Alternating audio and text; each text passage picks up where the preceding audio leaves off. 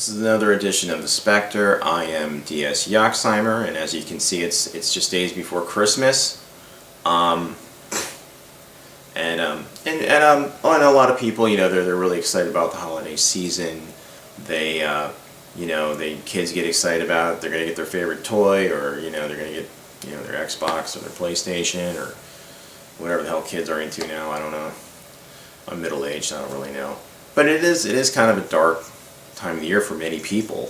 It's very cold. There's a lot of homeless people out there who don't have a place to stay, and they stay in a shelter perhaps or something like that. Many of them die in the street. Skyrocketing suicide rates for many of the Americans that suffer from depression. Like alcoholics bottoming out. That's why a lot of people tend to go to rehab at the beginning of the year. Usually probably doesn't happen. There's always, I think it's more of an urban myth, like the dad dressing up as Santa Claus and getting stuck in the chimney, and the family doesn't realize he's dead until a few days later when the smell of the rotting corpse starts to emanate through the home. And let us not forget about the European sort of, from European lore, Krampus, the anti-Santa Claus who comes in and punishes families for not being in the Christmas spirit, I guess. Slovenia is one of the countries that where the tales of Krampus lore comes from. That's where Melania Trump's from originally, before she hopped on some billionaire's dick and became the first lady. But that's only in America. Where literally anything is possible. But I mean, to me it's just a day, but I think it's kind of dark. I mean, my favorite holiday is, of course, Halloween. My second favorite holiday is Valentine's Day, because it's my birthday, so I guess I kind of like it. But Christmas is to me a very dark holiday. The music can be kind of solemn.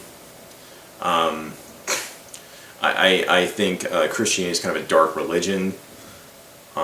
It's about, I mean, there's a fucking guy nailed up on a goddamn cross in the damn church.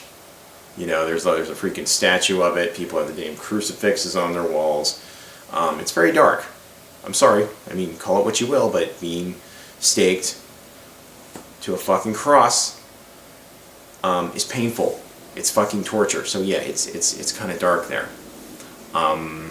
And he comes back from the dead, so hey, he's kind of like a zombie too, so when you think about it.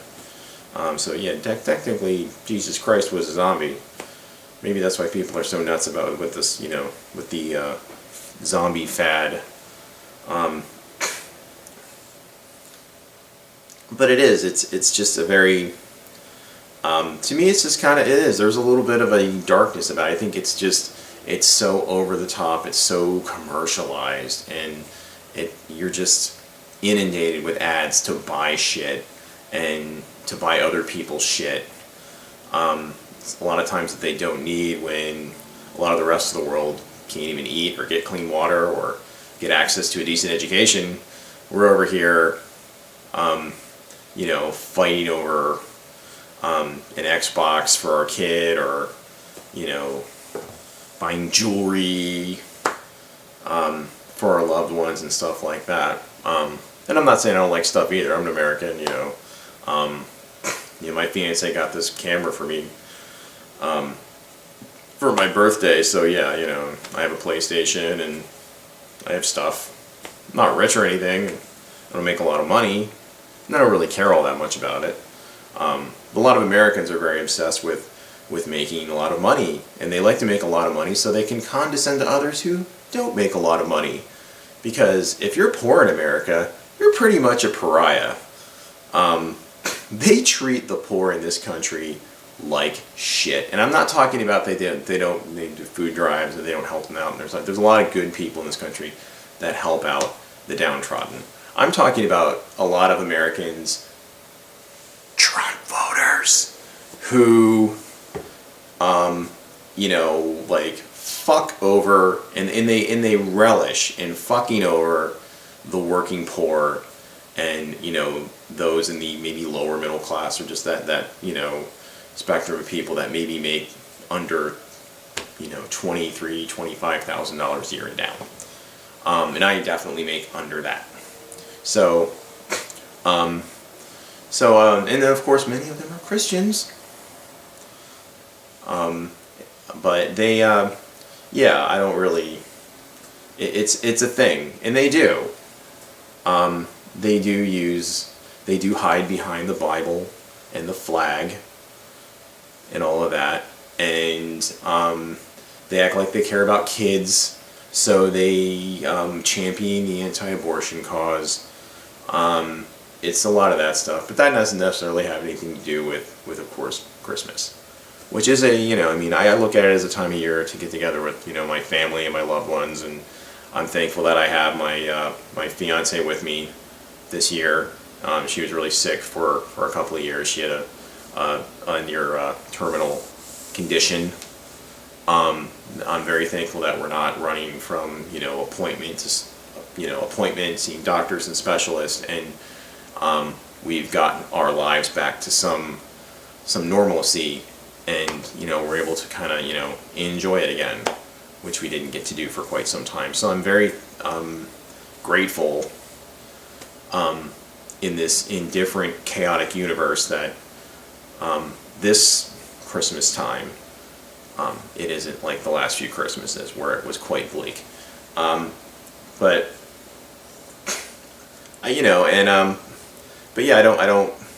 I'm not a religious person myself. I don't want to go into it too much in detail. I've talked about it a lot before.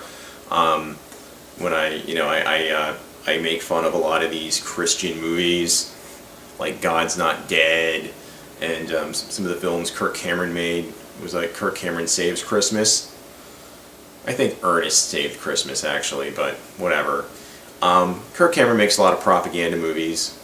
He made a couple of Christmas films. I've actually seen him speak in person in my hometown of Williamsport back in like 2004, I think. I don't even want to really bash him. He's entitled to believe in what he wants to believe in, and I defend that. I disagree with him vehemently, but I defend it.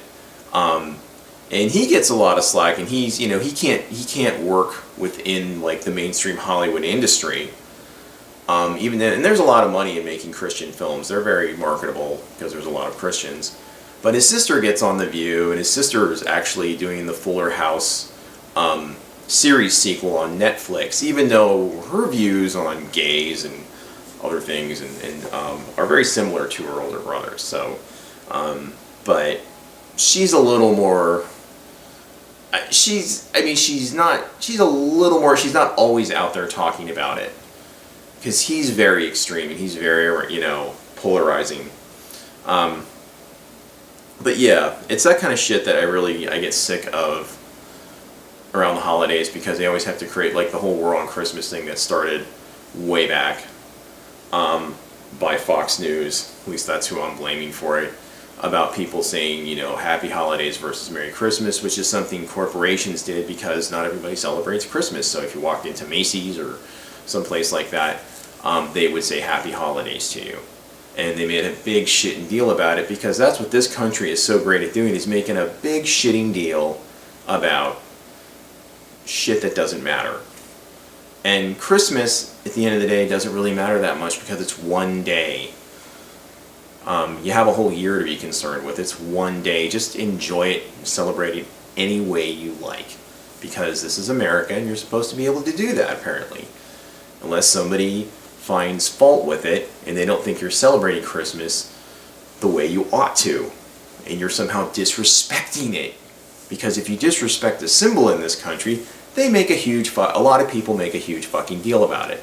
Like if you kneel during a football game because you're protesting something, whatever it is, the way police officers conduct themselves when they pull African Americans over, and whatever other reason they might be doing that, these football players were kneeling,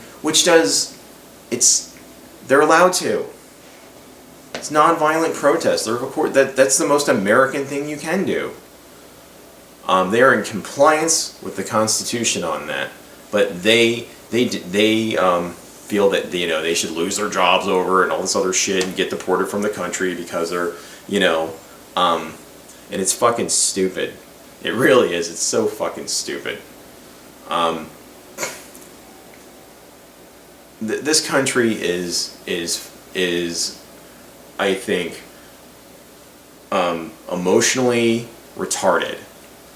It cannot get past the limitations of the intellect and wisdom of the founding fathers, which does not apply to now.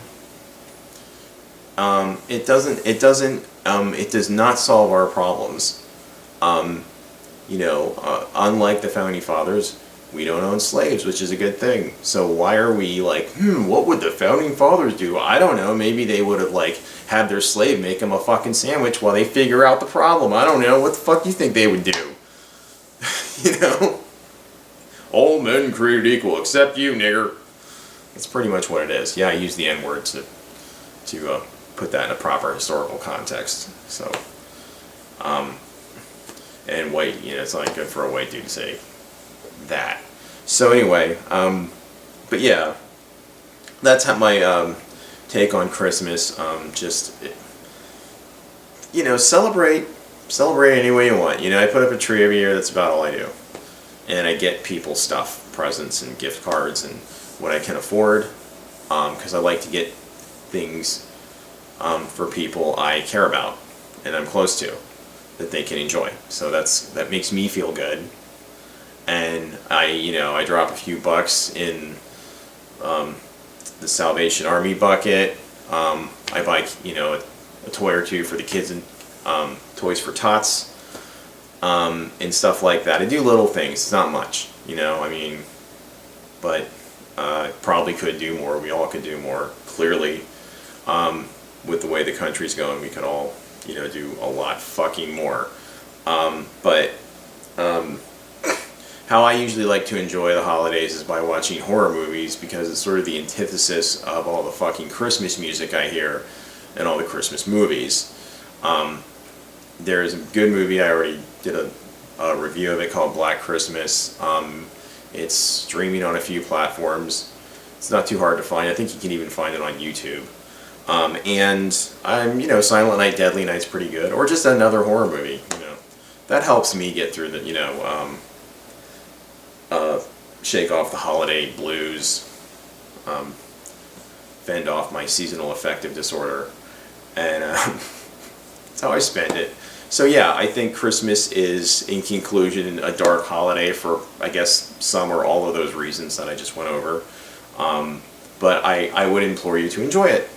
If you're happy this time of year, be happy and be good to one another, and be generous, and don't let the current political climate in this country get you down. Of course, if you're happy about it, then I guess be happy about it. You're a fucking moron, but be happy about it, or you're very hateful.